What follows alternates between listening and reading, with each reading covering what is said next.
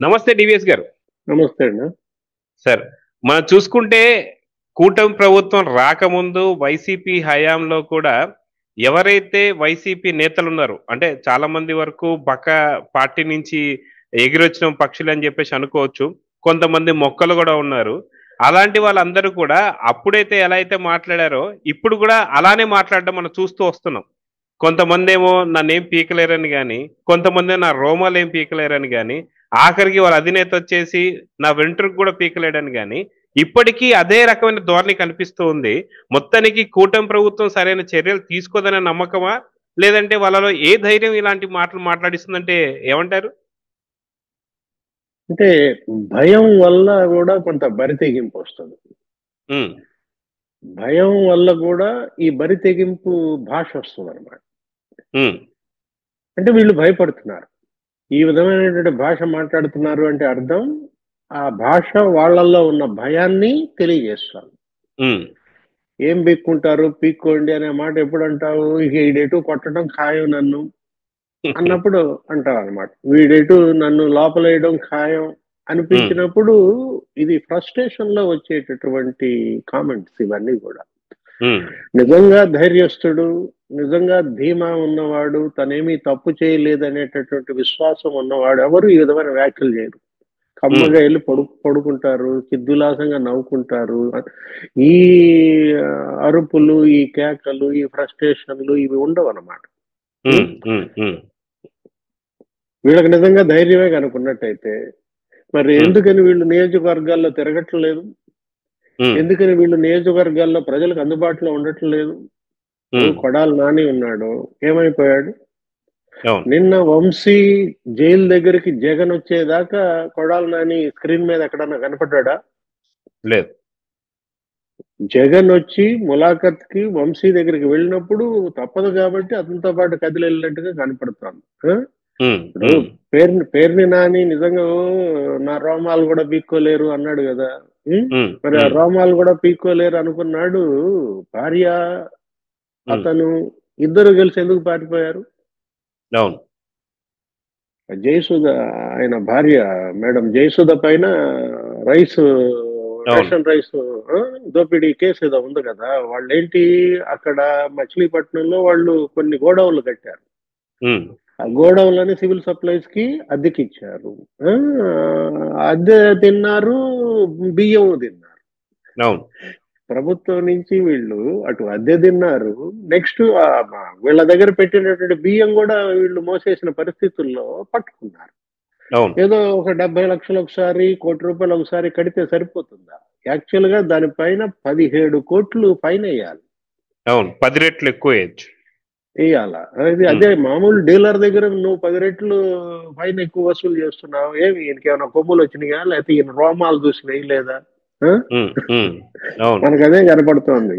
నా అవును. రోమాలు పీక్కోండి, నా వెంట్రుక పీక్కోండి అంటే బాగా ఒంటి నిండా రోమాలు పట్టినట్టున్నారు.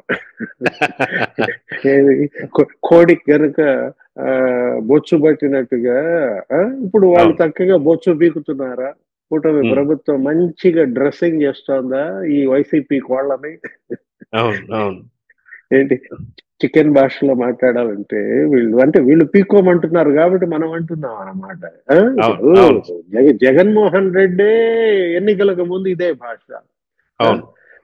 పిల్లల దగ్గరికెళ్ళి విద్యార్థులు అక్కడ స్కూల్స్ తల్లిదండ్రులు ఉంటే వాళ్ళ దగ్గర అడ్రెస్ చేస్తూ ఇదే భాష. నా వెంట్రుక కూడా పీక్కోలేరు అంటే శుభ్రంగా పీకారు కదా. అవును.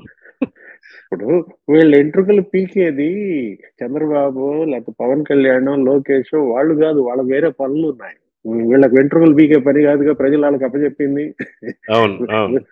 వీళ్ళ రోమాలు పీకేది, వీళ్ళ వెంట్రుకలు పీకేది ఎవరు? జనం అన్నమాట. ఆల్రెడీ అవును. పీకేశారు. ఉం? అవును. అవును. నూట నూట 151 రోమాలతో పాపం బాగా కళకళలాడేటటువంటి వైసీపీ కోడి ఇప్పుడు ఎన్ని రోమాలు ఉన్నాయి? అవును. బొచ్చు పీకిన కోడిలాగా తయారైందనుకుంటా అని చెప్పొచ్చంటారా? 11 రోమాలు మిగిల్చారు. ఇప్పుడు అవును. ఆ 11 వాళ్ళే పీకేసుకుంటున్నారా? మనకది కనపడుతోంది. నిజంగా అవును. మీరు ఇవాళ జగన్మోహన్ రెడ్డి ఆ! అతనెళ్ళి పారిపోతున్నాడు. ఏంటి తాడేపల్లి ప్యాలెస్ లో ఉండడు, యలహంక ప్యాలెస్ లో ఉండడు, పులివెందుల్లో ఉండడు, కాలుగాలిన పిల్లిలాగా తిరుగుతున్నాడు. అవును అవును ఉమ్, నిన్న మనం చూసాం ఏదో అక్కడ పాలకొండ అది, రాజశేఖరం కుటుంబాన్ని పరామర్శించడానికి వెళ్ళాడు అన్నారు. అక్కడి నుంచి అవును జంప్. అక్కడి అవును నుంచి నువ్వు ఎక్కడికి రావాలి? తాడేపల్లి రావాలి, లేకపోతే పులివెందులు రావాలి. ఉమ్, ఎక్కడికి ఉమ్, వెళ్ళాడు? బెంగళూరు వెళ్ళిపోయాడు అవును సింపుల్ గా. అవును మరి రేపొద్దున వస్తాడు కాబట్టి ఏంటి, అసెంబ్లీ ఉంది కాబట్టి ఒక రోజు సంతకం పెడతానికి వస్తున్నాడేమో, వచ్చి మళ్ళీ ఉమ్, అక్కడ ఒక పెద్ద షో. ఈ అవును జనం అంతా జన సమీకరణ, గన్నవరం విమానాశ్రయం దగ్గరికి వెల్లంపల్లి, దేవినేని అవినాష్ వీళ్ళందరూ కర్మ గాలింది. అతను అవును అవును వచ్చినప్పుడల్లా వీళ్ళందరినీ వేసుకుని అక్కడ పోవాలా, అక్కడ ఒక షో చేయాలా, మళ్ళీ తీసుకురావాలా, అసెంబ్లీకి అవును తీసుకెళ్లాలా. ఉమ్, వెళ్తాడా అసెంబ్లీకి? అవును ఎందుకంటే ఇప్పుడు అసెంబ్లీకి వెళ్ళేటప్పుడు మళ్ళా ఆయనకి ఆ పోలీసులు పెట్టాలా? ఇంటికి అవును 2 పోలీసులు పెడతాడా? వలలు కడతాడా? లేకపోతే చెట్లు పరదాలు నరికిస్తాడా? అవును అవును ఎందుకంటే ఇప్పుడు ఆయన ముఖ్యమంత్రి కాదు, ఇప్పుడు ఆ పనులు చేయటం లేదు. పోలీసు వాళ్ళు, రెవెన్యూ వాళ్ళు ఇలాంటి పనులు చేయటం మానేసి ఎవరి పనులు వాళ్ళు చేసుకుంటున్నారు. అవును అవును సరే, ఇక్కడ మనం ఇప్పుడు చూసుకుంటే కొడాలి నాని ఏదైతే ఉందో, మొన్న వల్లభనేని వంశీ ములాఖాత్ టైంలో కూడా ప్రజలు నాకు ఇచ్చినటువంటి యొక్క ఆ ఎమ్మెల్యే సీట్ ని పీకేశారు, కాబట్టి నేను ఎందుకు ప్రజల్లో ఉండాలి అని చెప్పేసి మాట్లాడుతున్నారు. ఇంకో పక్కనేమో నా వెంట్రుకు కూడా పీకలేరని చెప్పి ఇంకొంతమంది మాట్లాడుతున్నారు. సో మొత్తానికి నిజంగా ప్రజలు వాళ్ళకున్నటువంటి స్థానాన్ని పీకేసిన తర్వాత వాళ్ళు నిజంగా ప్రజల్లో ఉండాల్సిన అవసరం లేదంటారా? అదేంటది? ఎమ్మెల్యేగా నిన్ను ఎన్నుకున్నారంటే, మంత్రిగా నువ్వు వచ్చావంటే అది ఉద్యోగమా? వీళ్ళ ఉమ్, దృష్టిలో అది ఉద్యోగంగా కనపడుతోంది. ఉమ్, ఉమ్, అది ఉద్యోగం కాదు. అదేంటి? సేవ. ప్రజాసేవ చేస్తానని మీరు వచ్చారు. సర్వీస్ కోసం వచ్చినటువంటి నువ్వు ఇదా ఉమ్, సర్వీస్ నువ్వు చేసేది? ప్రజాసేవకి అది ఆ, హద్దులుండవు. ప్రజాసేవకి పరిమితులుండవు. ఉమ్, ఉమ్, అవును పబ్లిక్ సర్వెంట్స్ గా మీరు వచ్చినప్పుడు మీరు ఏం చేయాలి? నాయకుడు ఎవరు కూడా ఈ విధమైనటువంటి మాటలు గతంలో మాట్లాడిన దాఖలాలు లేవు. ఎంతమంది అవును ఓడిపోలేదు, ఎంతమంది గెలవలేదు, ఓడిపోయిన వాళ్ళంతా నా ఉద్యోగం పోయిందని అన్నారా? అవును అవును ఇప్పుడు ఓడిపోయినాడు, ఇప్పుడు మంగళగిరిలో లోకేష్ బాబుని ఓడించారయ్యా. ఆ? అవును అవును ఆళ్ళ రామకృష్ణారెడ్డిని గెలిపించారు. ఏం చేశాడు లోకేష్ బాబు? నా అవును ఉద్యోగం మీకేశారు కాబట్టి నేను ఉండను అన్నాడా? లేదు, మంగళగిరిలోనే ఉండి భార్య భర్తలు, అక్కడ చేనేత కార్మికులు, ఆ స్వర్ణకారులు అందరి సమస్యలు ఏంటి, బీసీ ఎస్సీ ఎస్టీ, అక్కడ అవును వాటర్ ట్యాంకులే నడిపించాడా? అక్కడ వైద్య శిబిరాలే జరిపించాడా? ఆ, అక్కడ రోడ్లు వేయించాడు, సొంత డబ్బుతో రోడ్లు వేయించాడు, పోటీలు పెట్టాడు, యువతకు టోర్నమెంట్లు కండక్ట్ చేశాడు. ఇప్పుడు అవును ఒక ఓడిపోయిన శాసనసభ్యుడు ఎలా ఉండాలో, ఒక ఉమ్, ఓడిపోయిన అభ్యర్థి ఎలా ఉండాలో, ఉమ్, లోకేష్ నీకు అక్కడ రోల్ మోడల్. ఏది? అవును అవును మంగళగిరి పంతం పట్టాడు, అవును ప్రజల్లో ఉన్నాడు. మరి ప్రతిరోజు ఇంటింటికి వెళ్ళాడు, ప్రజల్ని కలిశాడు, ప్రజల దగ్గర అభ్యర్థనలు తీసుకున్నాడు. నా ఉద్యోగం బీకేశారని అన్నాడా? అవును అంటే తేడా చెప్తున్నాను. పవన్ కళ్యాణ్ ఉన్నాడు, అవును 2 చోట్ల ఓడించారు. పాపం లోకేష్ ఒక చోటే ఓడించింది. అవును అవును పవన్ కళ్యాణ్ 2 చోట్ల పోటీ చేస్తే 2 చోట్ల ఓడించాడు. మరి ఆయన అన్నాడా ఏమని, నన్ను 2 ఉద్యోగాలు బీకేశారు, అవును నేను వెళ్ళి సినిమాలు చేసుకుంటాను, నేను వెళ్ళి ఇంట్లో కూర్చుంటాను అని అన్నాడా? లేకపోతే వేరే పారిపోయాడా వీళ్ళలాగా? పవన్ అవును కళ్యాణ్ పంతం పట్టాడు, పట్టుబట్టాడు. ఏం చేశాడు? ఇంకా రెచ్చిపోయిన ఉత్సాహంతో పనిచేశాడు, తన శ్రేణులను పనిచేయించాడు, కార్యకర్తలకు ధైర్యాన్ని ఇచ్చాడు, నాయకుల్లో విశ్వాసం నింపాడు. ఇవాళ జనసేన 100% స్ట్రైక్ రేట్ తో కొట్టుకొచ్చింది. అవును అవును సార్ అవును ఎన్ని పోటీ చేశారో అన్ని గెలిచారు కదా. ఇవాళ అవును చంద్రబాబు నాయుడు ఉన్నాడు, ఆయనకి 23 సీట్లు ఇచ్చారు. ఇరవై ఉమ్, మూడు సీట్లు ఏంటి? నేను 14 ఏళ్ళు ముఖ్యమంత్రిగా చేసినాడిని, 23 సీట్లతో నేను అసెంబ్లీకి వెళ్ళను అని చెప్పి ఆయన ఏమన్నా ఇంట్లో కూర్చున్నాడా?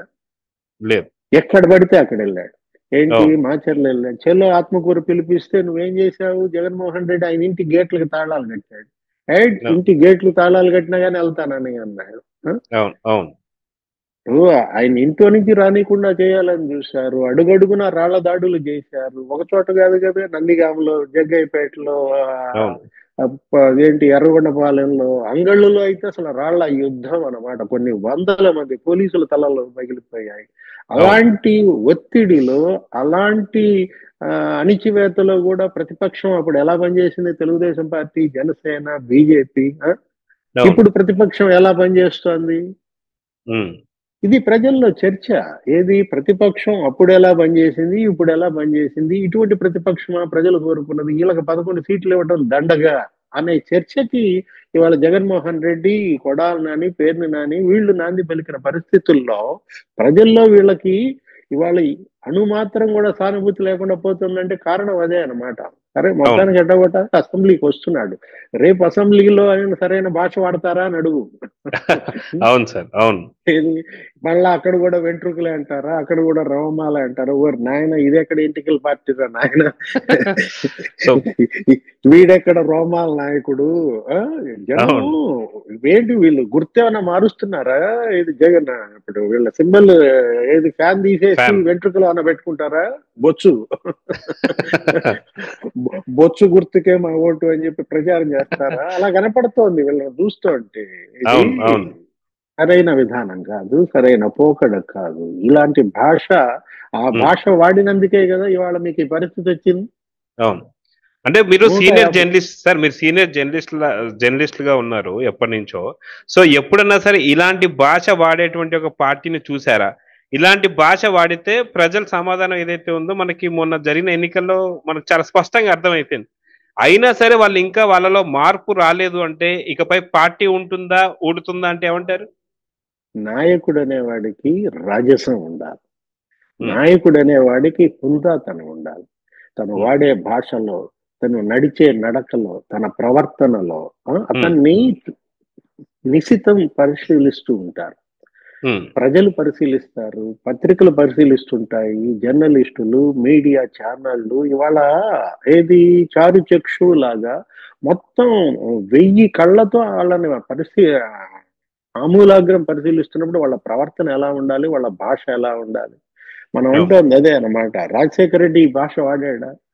అతను ఒక పదప్రయోగం చేశాడు అప్పట్లో, కానీ తర్వాత క్షమాపణలు చెప్పిన ఉదంతాలు ఉన్నాయి. ఏది, చంద్రబాబుని నీ తల్లి కడుపులో నుంచి ఎలా వచ్చావా అని అనుకునేలా చేస్తా అని చెప్పి అప్పట్లో అసెంబ్లీలో అని, ఆ తర్వాత ఆయన నాలుగు ఖర్చుకుని తన పొరపాటు ఒప్పుకున్నటువంటి పరిస్థితి. భాష, నోరు ఎవరికైనా జారుతుంది. ఏది, కానీ ఆ నోటి అదుపే కదా నాయకుడికి ఉండాల్సింది. ఏముంది నాయకుడికి సామాన్యుడికి తేడా? ఈ భాష వాడితే రోడ్ సైడ్ వాళ్ళకి వీళ్ళకి ఉన్న తేడా ఏముంది? రాజస్థాన్తో ఉన్నటువంటి నాయకులను చూసాం మనం గతంలో. గొప్ప గొప్ప ప్రతిపక్ష నాయకులు, గొప్ప గొప్ప ముఖ్యమంత్రులు, ప్రధానమంత్రులు. పార్లమెంట్ అంటే, అసెంబ్లీ అంటే ఏంటవి? ప్రజాస్వామ్య దేవాలయాల్లో ఈ భాష మీరు మాట్లాడేది? కన్నీళ్లు పెట్టిస్తారా ఒక నాయకుడి చేత? ఇంతకన్నా మీరు ఏం బాగుకుంటారు? ఇప్పటికైనా వీళ్ళ ప్రవర్తనలో మార్పు రాకపోవటం దురదృష్టం అన్నమాట. ఏది, మార్పు అనేది కాలంతో పాటు మారాలి, లేకపోతే ఓటమి వల్ల మార్పు రావాలి. గుణపాఠాలు నేర్చుకోవాలి. 9 నెలలైంది కదా ఓడిపోయి. జగన్మోహన్ రెడ్డి, లేకపోతే కొడాలి నాని, పేర్ని నాని, వైఎస్ఆర్ కాంగ్రెస్ పార్టీ, అంబటి రాంబాబు ఏమన్నా మార్పు వచ్చిందా వీళ్ళల్లో? అవే బూతులు, అవే ఎంట్రికలు, అవే పోకడలు. ఇలాంటి పార్టీ ఇంకా మనలేదు. ఈ పార్టీకి ఇక నూకలు చెల్లినట్లే అన్నమాట. మరొక పార్టీ ఏదో ఎమర్జ్ అవుతుంది రాబోయే కాలంలో. ఇంకా 4 ఏళ్ళు సుదీర్ఘ కాలం ఉంది. ఒక గొప్ప ప్రతిపక్షం రాబోయే కాలంలో ఎమర్జ్ అవుతుంది అనమాట. ఇదే పోకడలు గనక, ఇదే భాష గనక వీళ్ళు పోతే. ఎందుకంటే ప్రజలకు అసహ్యం వేసిపోతున్నారు. ప్రజలు అభిమానం మీరు పొందాలా. ప్రజల అభిమానం ఎప్పుడు పొందుతారు? ప్రజలతో మమేకం కావాలా. మళ్ళా నువ్వు గడ్డాలు పట్టుకో, మళ్ళా బుగ్గలు నిమురు, నీ స్టైల్ నీకుంది కదా. మళ్ళా బుగ్గలు పెట్టు, ఏదో ఒకటి. ఆ విధంగా జనంలోకి వెళ్తూ తిరుగుతూ ఇప్పటికైనా నువ్వు పాత జగన్మోహన్ రెడ్డి లాగా అప్పట్లో ఏదో వేసిన యాక్షన్ లో గనక వెళ్ళకపోతే అతను ఎవరు కనీసం గుర్తు పెట్టుకునే దాఖలుగా కూడా ఉండవు అనమాట. అతను చేసిన చెడు ఇవాళ ప్రజల కళ్ళ ముందు ఉన్నటువంటి నేపథ్యంలో చెడుకి ఒక మైల్ స్టోన్ గా జగన్మోహన్ రెడ్డి ప్రతి చోట, ప్రతి సందర్భంలోనూ గుర్తు రావటం, కనపడటం. ఇప్పటికీ కూడా చంద్రబాబు ఇంటి దగ్గర డెబ్రీస్ తొలగించారా? లేదు సార్, తొలగించలే. ప్రజావేదిక డెబ్రీస్ తొలగించింది. ఆ శిథిలాలు. ఎందుకంటే జగన్మోహన్ రెడ్డి ఎంత నీచానికి పాల్పడ్డాడు, ఎంత అవును. విధ్వంసానికి పాల్పడ్డాడు అనేటువంటి కొన్ని గుర్తులు ఇప్పటికీ రాష్ట్ర వ్యాప్తంగా అలా మిగిలిపోయినాయి అంటే కారణం అదే అన్నమాట. అవును. అవును. ఇలాంటి విధ్వంసక పార్టీ, ఇలాంటి విధ్వంసక నాయకుడు దేశ చరిత్రలో చూడలేదు. సో చూద్దాం సార్, మొత్తానికి పార్టీ ఏమైనా సింబల్ మార్చుకోబోతున్నారా? పార్టీ ఏమైనా మీ పేరు కూడా ఏదైనా మార్చుకోబోతున్నారో చూద్దాం మరి. నమస్తే సార్.